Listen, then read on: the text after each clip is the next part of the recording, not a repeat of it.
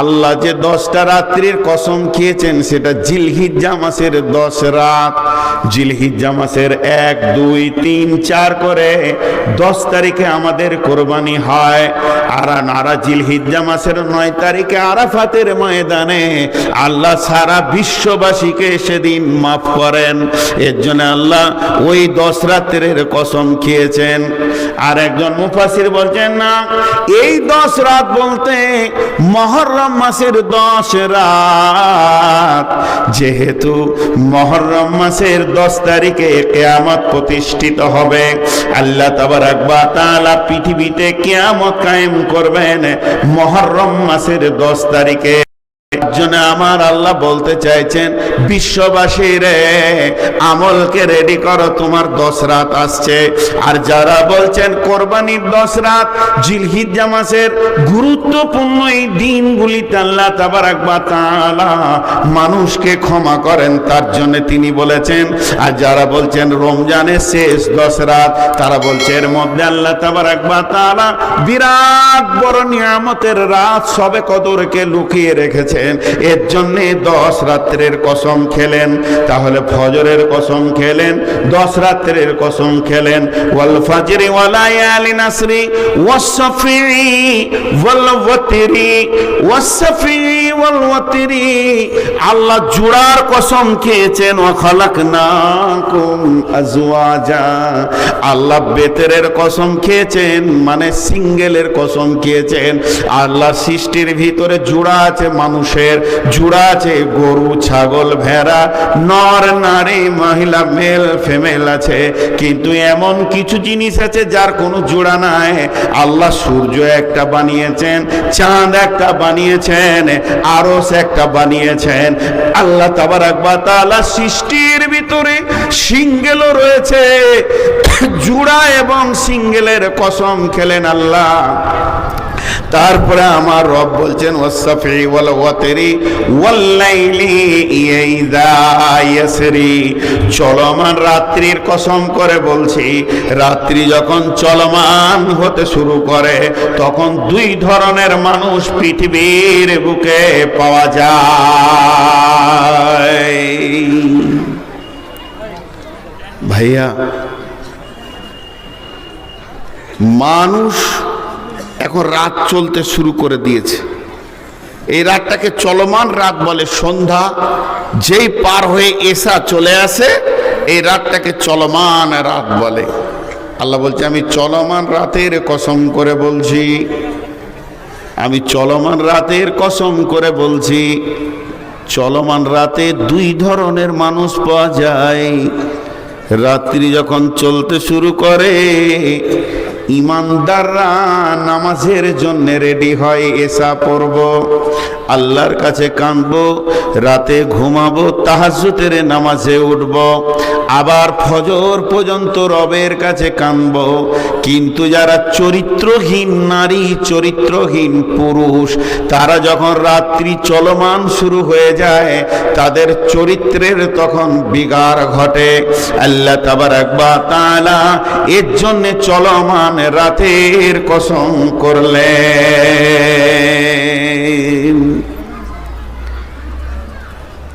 এতক্ষণ আপনি আমি কি বুঝলাম? সূরাটা যেমন মাদ্রাসায় ক্লাস হয়, মা বোনদেরকে বলছি ওই রকম ক্লাস করব আজকে। কসম কটা শেষ হওয়ার পর তো মেন বক্তব্যটা শুরু হবে। তো কসম কটা শেষ হলো, কসম কটা শেষ হলো যে আল্লাহ জ্ঞানের কথাটা কি বলছেন। আমি যেদিন প্রথম এই তাফসীরটা দেখি, এই জালসা করব, বক্তব্য রাখবো নিয়েতে পড়েছি, তখন পড়েছি, পার হয়ে গেছি, খেয়াল করিনি। যেদিন প্রথম দেখি এই যে আয়াতটা সামনে আসছে, আমি এখনো পড়িনি, এই আয়াতের ভিতরে যে আল্লাহ এত বড় কথা বলেছেন, আমি নিজেও আমার ভাবার ক্ষমতা কি আছে আল্লাহর কথার ব্যাপারে, তারপরও আমি হয়রান হয়ে গেছি যে এত গুরুত্বপূর্ণ কথা এখানে লুকানো আছে। ওই কথাটা বলার আগে আপনাদের মনগুলোকে এদিকে আকর্ষণ এই জন্য করছি, যেটা ওটা খুব দামি কথা হবে। প্রথম একটা উদাহরণ দিব, তারপর এই কথাটা হবে। আগে কসম 5টা ক্লিয়ার করে নি।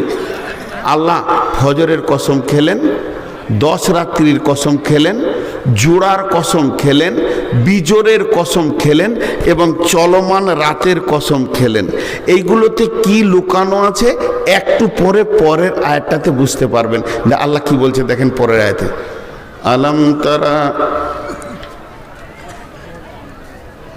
والفجر وليال عسر والصفع والوتر والليل إذا يسري هل في ذلك قسم لذي حجر।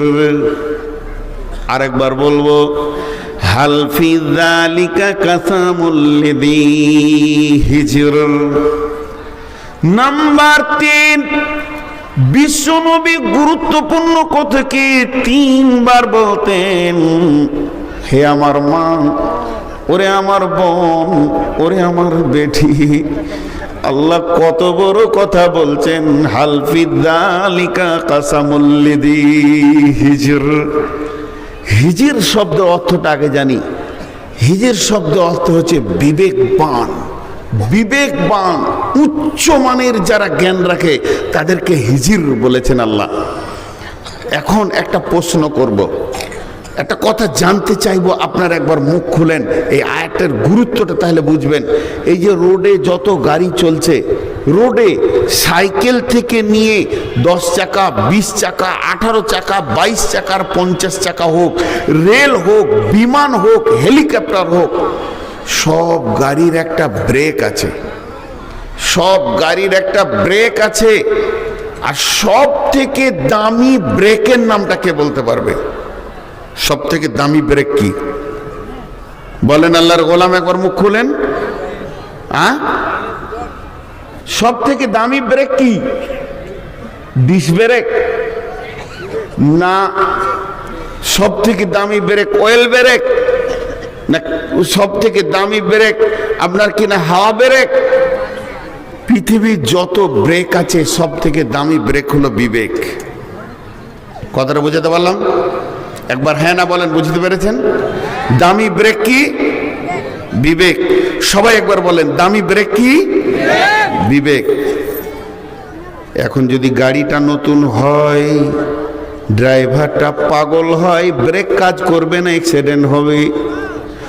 গাড়িটা যদি নতুন হয়, ড্রাইভার যদি ঘুমিয়ে যায়, ব্রেক কাজ করবে না। গাড়িটা যদি নতুন হয়, ড্রাইভার যদি বোতল খায়, ব্রেক কাজ করবে না। ওই গাড়ির ব্রেক কাজ করবে যে গাড়ির বিবেক চেতনাই থাকবে। গাড়ি যদি পুরাতন হয়, ড্রাইভার অনেক কৌশল করে গাড়িকে কন্ট্রোল করবে, তারপরও অ্যাক্সিডেন্ট হতে দেবে না। তা আমার আল্লাহ বললেন, হাল ফি যালিকা কাসামুল লিযি হিজর। আমি যে 5টা কসম খেলাম, আমি যে 5টা কসম খেলাম, ফজরের কসম আর জোড়ার কসম, বিজোরের কসম, 10 রাতের কসম, চলমান রাতের কসম, এই 5টা কসম খেলাম।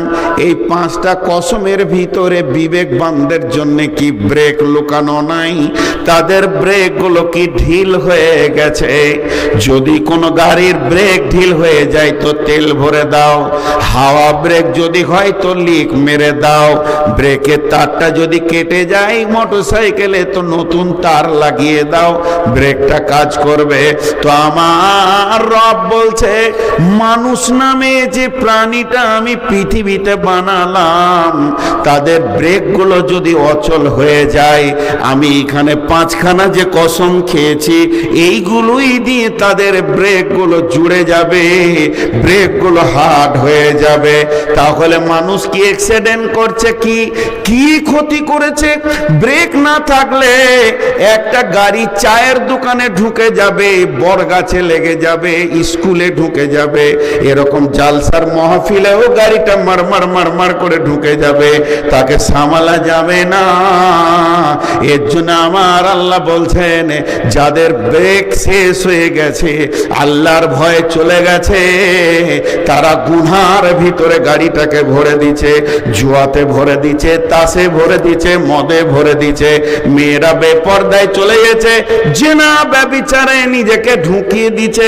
আমার রব বলছে তাদের বিবেকের চেতনতা কি নষ্ট হয়ে গেছে রে। হে বিশ্ববাসী, আমি ফজরের কসম করে বলছি, তোরা তোদের ব্রেক গুলোকে এবার মজবুত কর, আর জুয়াতে যাস না।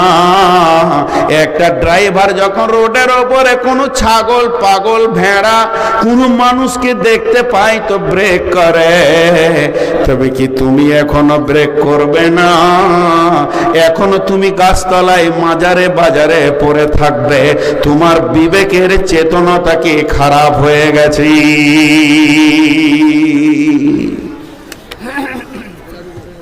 এটা মাঝে মজার কথা বলবো, এই কথাটা বলবো, আমি মনের কথা বলছি, এটা হাদিস কোরআন লয়। যারা টোটোওয়ালা আছেন মাফ করবেন, টোটোওয়ালাদের পায়ে ধরে বলছি, কথাটা বলবো, রাগ করেন না। আল্লাহ যাকে বিবেক মেরে দেয় তাকে টোটো কেনার পয়সা দেয়, ও রাস্তার মাঝে ছাড়াই যাবে না। যত টোটোওয়ালা আছে দেখবে রাস্তার মাঝে ছাড়াও যাবে না, ওর বিবেক মেরে দিয়েছে আল্লাহ। আর ও ভাবে যে আমার গাড়ির যা গতি, তাতে মোটামুটি কোনো গাড়ি পেছন থেকে আর আমাকে ধরতে পারবে না। আর প্যাসেঞ্জারদেরকে বলে দাঁড়া না, দুবাই পৌঁছিয়ে দিচ্ছি এখনই। আল্লাহ এদের বিবেকগুলোকে শেষ করে দিয়েছে। আমি একটা টোটোওয়ালা পেলাম না যে রাস্তার এক সাইডে মাসুম হয়ে হাঁটছে, যে আমার গাড়ির গতি কম, আমি এক সাইডে থাকবো, একটা পেলাম না। আর গাড়ি চালাবো তখন বুক উঁচু করে। আমার এক ড্রাইভার বলছে, হুজুর ওরা খালি ঘুরুক ঘুরুক করছে, এয়ারপোর্টের গেটটা খুলে দিল, ওরা দুবাইয়ের প্যাসেঞ্জার চাপিয়ে নেবে, বিমানের সামনে যাবে, বলবে চল আমি এখনই দিয়ে আসছি সৌদিতে, কাতারে। তো বিবেক হচ্ছে সব থেকে বড় ব্রেক। আল্লাহ কত দামি কথা বললেন এখানে। তোদের কি বিবেকের ব্রেকটা শেষ? আমার এই কসম গলাতেও কি তোর বিবেকের ব্রেকের তারটা জুড়ছে না? এখনো গোনায় ঢুকবি। আল্লাহ কিছু তাবা লোককে দেখাচ্ছেন, জি আল্লাহ কিছু তাবাওয়ালা লোককে দেখাচ্ছেন, এদিকটা খেয়াল করেন। কোথায় যাবেন?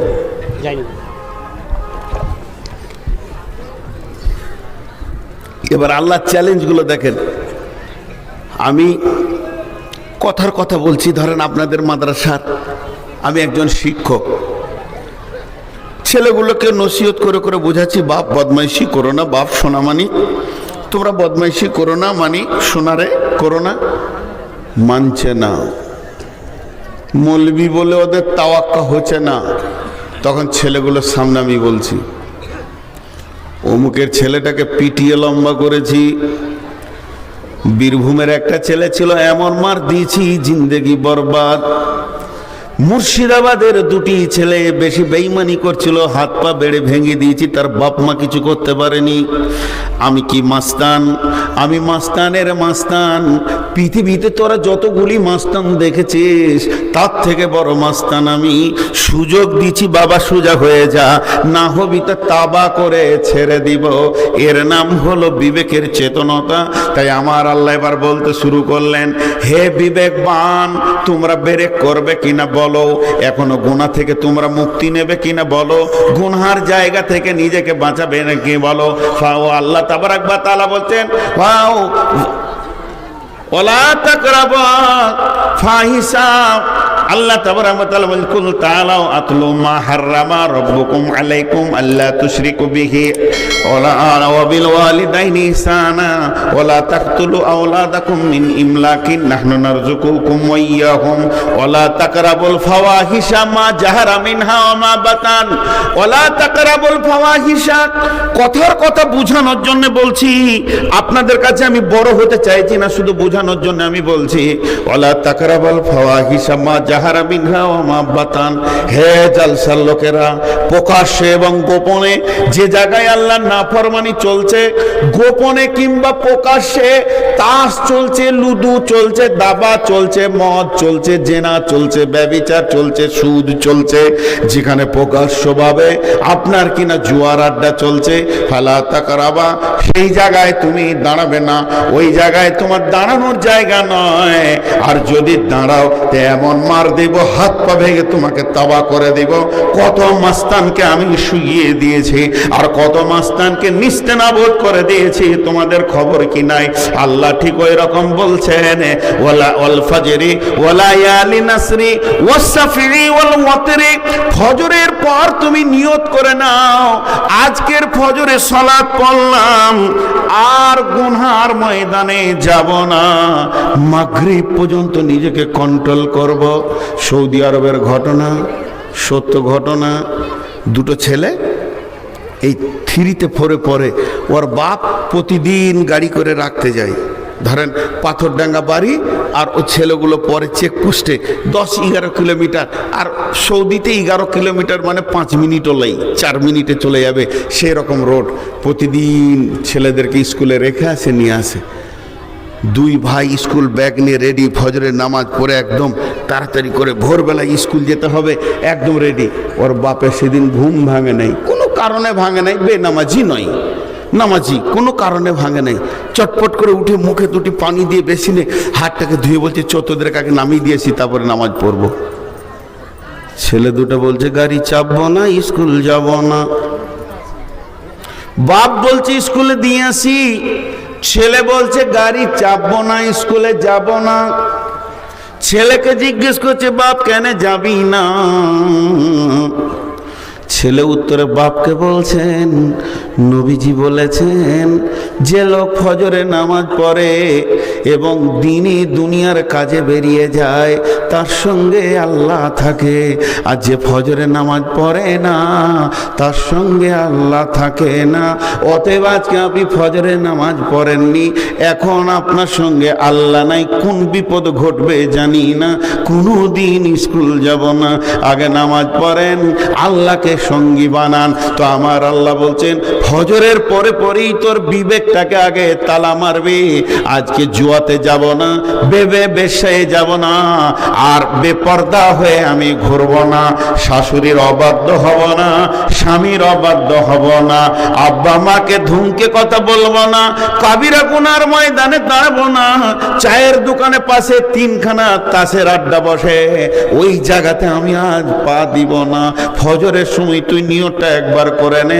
এর জন্য আল্লাহ তাবারাক ওয়া তাআলা ফজরের সূরা দিলেন, দিয়ে 5খানা কসম করার পর বলছে আলাম হাল ফি যালিকা কাসামুল লিদি হিজরি। আমার এই কসমগুলো কি বিবেকবানকে চেতনা দিবে না? আলাম তারা কায়ফা ফাআলা রাব্বুকা বিআদ। তোমরা কি দেখনি আদ গোষ্ঠীকে রব কিরকম করে তাবা করেছে? বিআদ ইরামা জাতিল ইমাদ, যাদের শরীরগুলো ছিল মোটা, একবারে খাম্বার মতো সুঠাম ছিল, তাদেরকে দাবানোর মতো ক্ষমতা কারো ছিল না।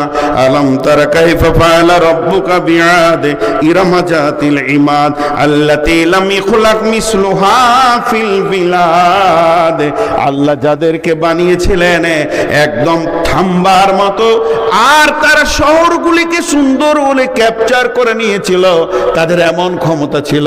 আমি হলাম আপনার কিনা পাথরডাঙ্গার মাস্তান, আমার হুকুমে চলছে এদিকে শেরপুর কুলি, এদিকে চলছে আমার ধরলেন নলহাটি পর্যন্ত, রামপুরহাট পর্যন্ত, একই হুঙ্কারে আমি সবগুলোকে চালিয়েছি।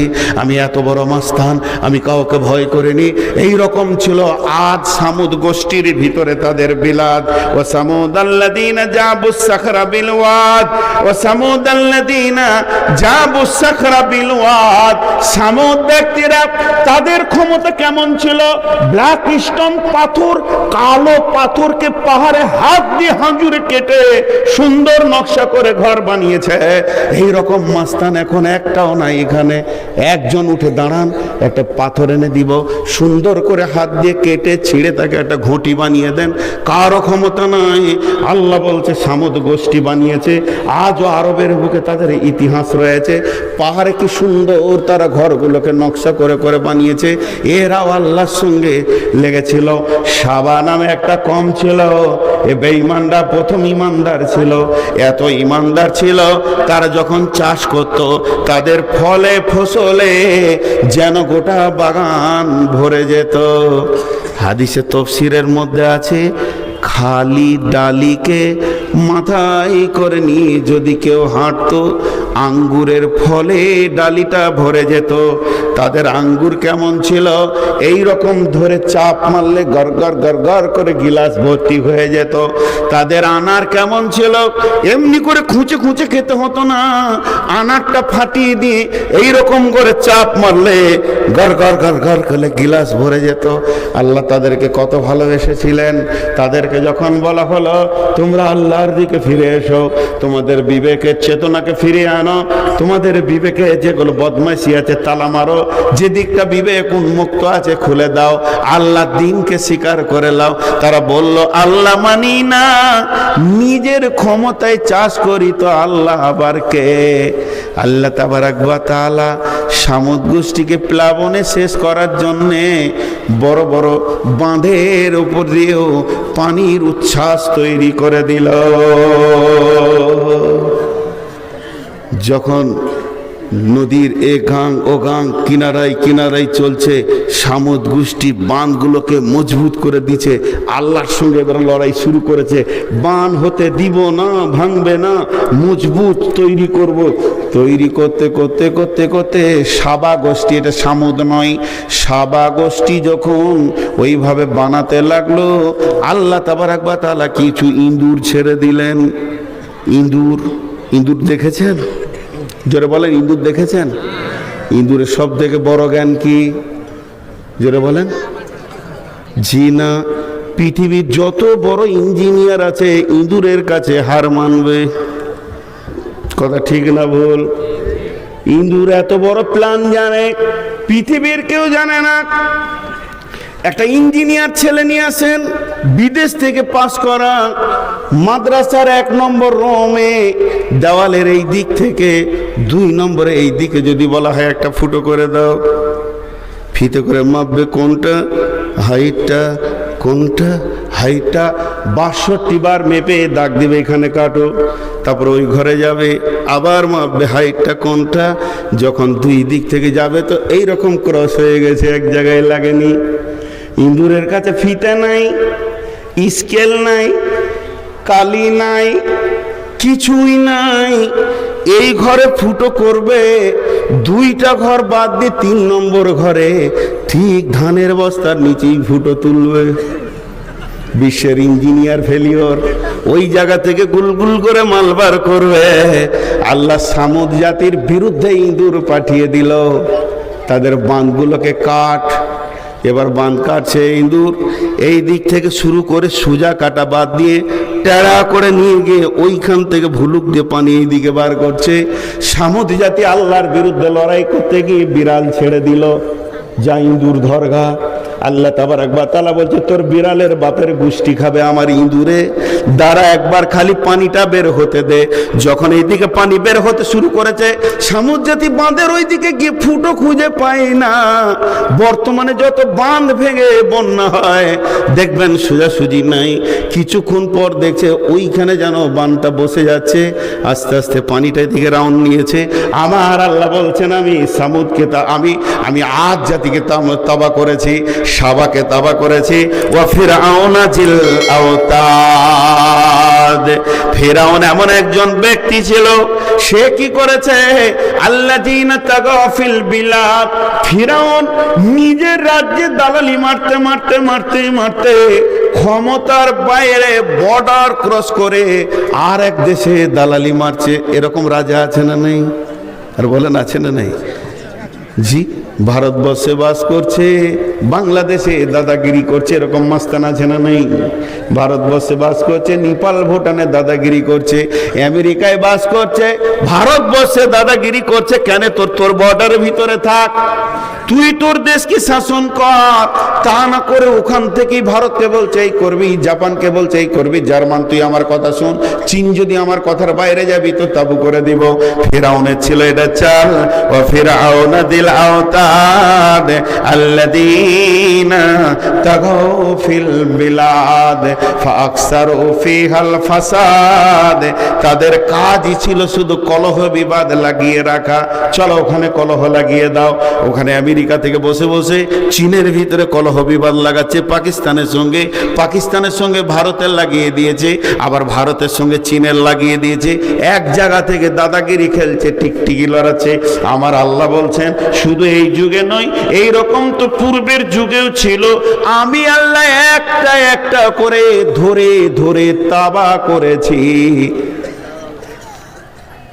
কথাটা বুঝতে পারছেন কিনা? আমি স্টপ করলাম কেন? আমি আল্লাহ একটা একটা করে ধরে ধরে তাবা করেছি। হে পাথরডাঙ্গার জলসার মহফিলে যত নারী পুরুষ আছিস বল, আমি আল্লাহ তোদেরকে তাবা করতে পারবো কিনা? হ্যাঁ, সমস্ত কথা বাদ দেন। আজকের মহফিলে যারা বসে শুনছেন, আমি আমার কথা বলিনি, আমি আল্লাহর কথা বলছি। এখন এই চেয়ারে মনে করেন যে আল্লাহ এসে বসেছেন, যে আপনাদেরকে বলছেন।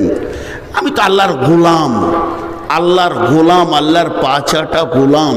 আল্লাহ আমার জিভ দিয়ে বলিয়ে নিচ্ছেন। তো আল্লাহর কথা এখন বলেন আল্লাহ কি বললেন। প্রথম থেকে আপনাদেরকে 30 সেকেন্ড একটা দিয়ে দিই, মানে এই কথার সারাংশটা দিয়ে দিই। আল্লাহ বলছে, দেখ আমি তুই বলে বলছি, এর মানে ভাবিন না যে আমি বলছি। এই দেখ, আমি তোদেরকে 5টা কসম দিছি। চেতনা থাকে তা এখনো সোজা হয়ে যা, চেতনা না থাকে তো তুই মনে করছিস কি যে তুই মাস্তান হয়ে গেছিস, আমি এখনো তোকে আটকাচ্ছি না বলে। তুই জুয়ো খেলছিস, তুই জেনা ব্যভিচার বেপরদায় লেগে রয়েছিস, এখনো তুই গোনার ভিতরে ঢুকে রয়েছিস, আমি ধরছি না বলে। শোন, তুই একবার পূব দিকে তাকা, পেছন দিকে তাকা, পূর্ব দিকে তাকা।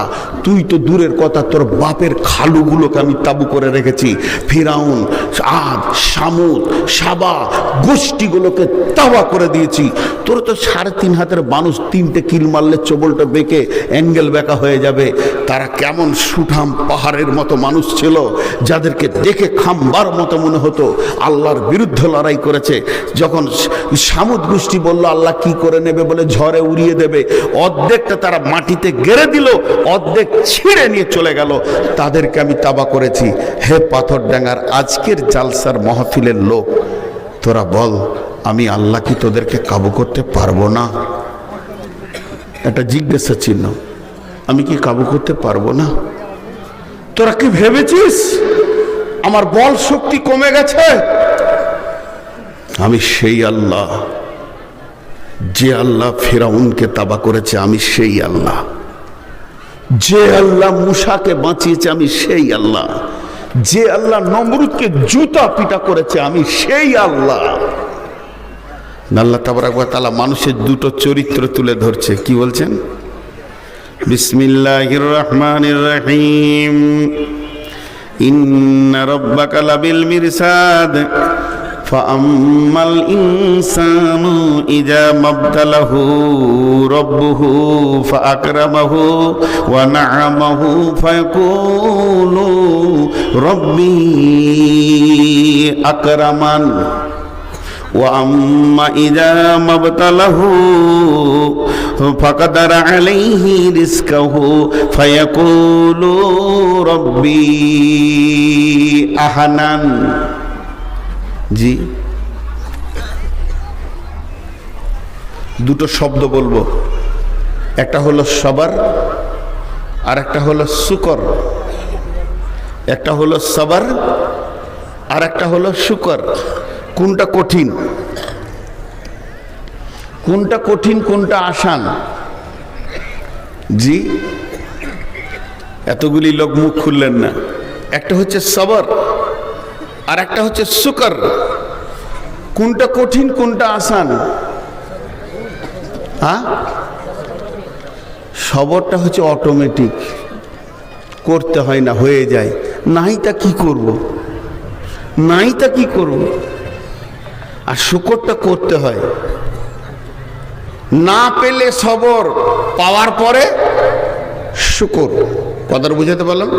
না পেলে সবর, পাওয়ার পর শুকর। তো সবরটা আসান করা, কিন্তু শকরটা করা কঠিন। এটা ইসরায়েলি ঘটনা বলছি, প্রথমেই বলে দিলাম ইসরায়েলি ঘটনা। এ ঘটনাগুলো জাল জয়ীব থাকে, কিন্তু জ্ঞান দেওয়ার জন্য বলছি, আমলের কিছু নাই এখানে। নবী মুসা রাস্তা দিয়ে হেঁটে যাচ্ছেন, আর একটা লোক এই পর্যন্ত নিজেকে বালিতে ভরে দিয়েছে, ভরে দিয়ে দুই হাতে ডাকছে, ও নবী মুসা, ও নবী মুসা, ও নবী মুসা, একবার এসো। নবী মুসা এসে বলছে, তোর হালাত কেন এমন? লোকটা বলছে, ও নবী মুসা রে, আমি এত গরিব, আমার পাছা ঢাকার মতো কাপড় নাই, এর জন্য নিজেকে বালিতে গেড়ে দিয়ে বসে আছি। ও নবী মুসা, তুমি ব্যবস্থা নাও।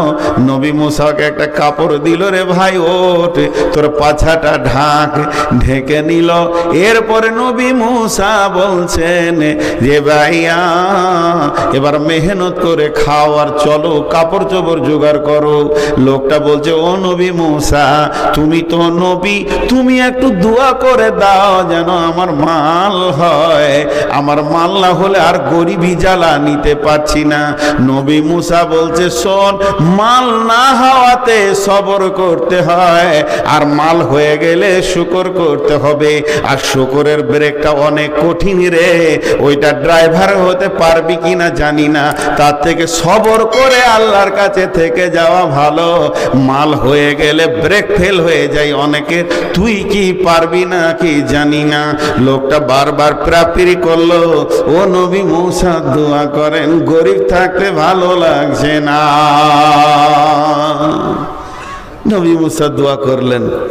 বেশ কিছুদিন, কয়েক মাস পর নবী মুসা ওই রাস্তা দিয়ে আবার হেঁটে যাচ্ছে, তখন দেখছে কয়েকটা লোক ভিড় করে একজনকে মারছে। মার্শালাকে মার্শালাকে, লাই লাথা, লাই বুকে লাত মার, মার কানে কিল মার। কিলো মারছে, লাতও মারছে। নবী মুসা বলছে, ওখানে কিল চর চলছে কেন? একবার গিয়ে ভিড়টাকে সরে দেখি দেখি দেখি দেখি দেখি দেখি ওই মালটায়। বলছে, কি করেছো? বলছে, লোকের বিটির কাপড় ধরে টেনে দিয়েছে আজ। তখন নবী মুসা বলছে, তোর মাল ছিল না তা ভালো ছিলি, আর মাল হলো তা ব্রেক ফেল করে দিলি, রাখতে পারলি না। ঘটনা আজও তাই। দেখবেন পুরাতন মোটর সাইকেল স্টার্ট লিছে না, খাটাং খাটাং, ঘেমে গিয়েছে, দেওয়া যায় খাটাং, ঘেমে গিয়েছে খাটাং। যদি স্টার্ট লেয়, ওর সামনে দাঁড়াইকে মলবি ফলবি মানছে না, বুকের উপরে স্টার লিছো না, ভালো হলো তো আরো খারাপ।